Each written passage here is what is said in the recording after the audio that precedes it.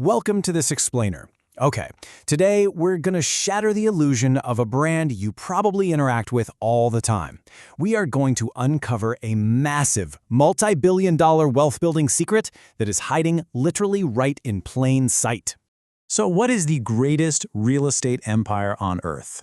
I mean, think about it for a second. You might naturally picture, premium corporate developers, massive tech hubs, or those huge luxury hotel chains.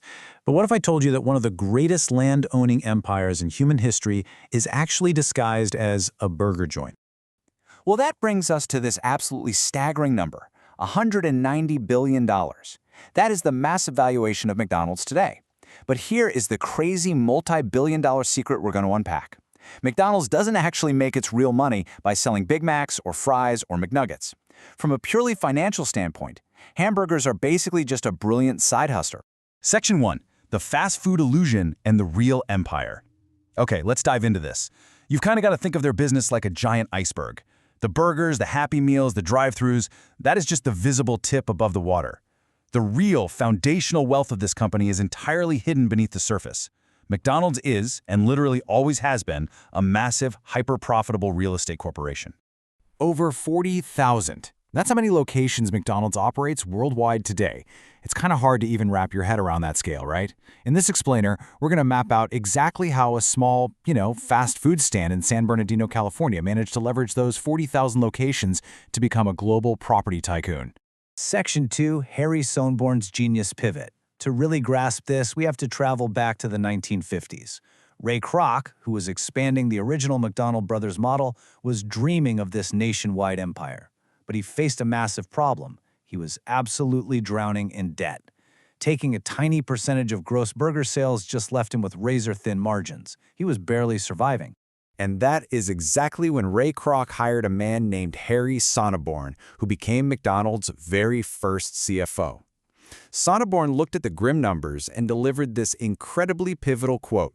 He said, "You're not in the food business, you're in the real estate business. The only reason you sell hamburgers is because they are the greatest producer of revenue from which your tenants can pay you rent."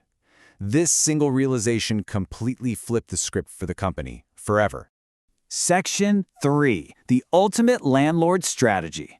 Armed with Sonneborn's advice, McDonald's changed its entire blueprint. They stopped focusing just on selling food franchises. Instead, they started aggressively buying up the actual dirt, the land beneath those franchises. To pull this off, they completely inverted the standard franchise model.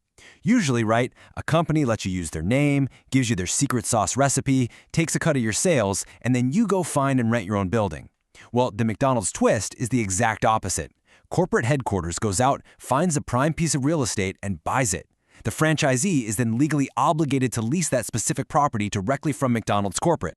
And this brilliantly illustrates what we call the ultimate tenant.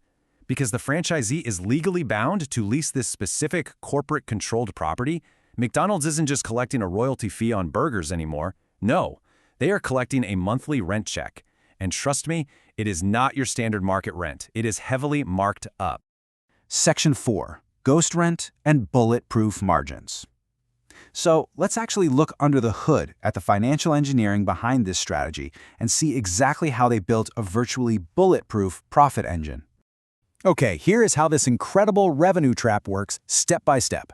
Step 1. McDonald's corporate frequently marks up the base rent by 20% to 40% compared to what they actually pay for the property. I mean, that locks in an immediate, guaranteed profit margin right from the start. Step 2.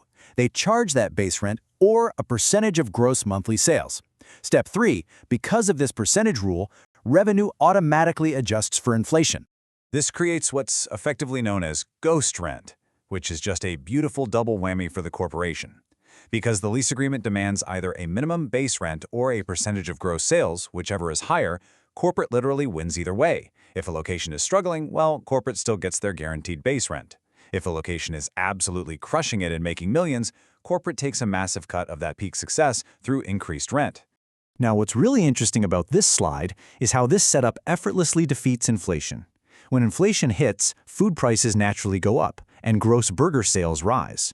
Because rent is tied to a percentage of those sales, the rent payment to corporate increases automatically. Corporate lifts absolutely zero fingers, but their real estate revenue climbs right alongside inflation. It's brilliant. Section 5. A recession-proof property empire.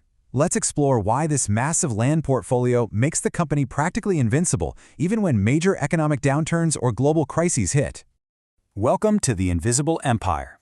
McDonald's owns the physical land at some of the busiest, most ridiculously expensive intersections and highways in the world.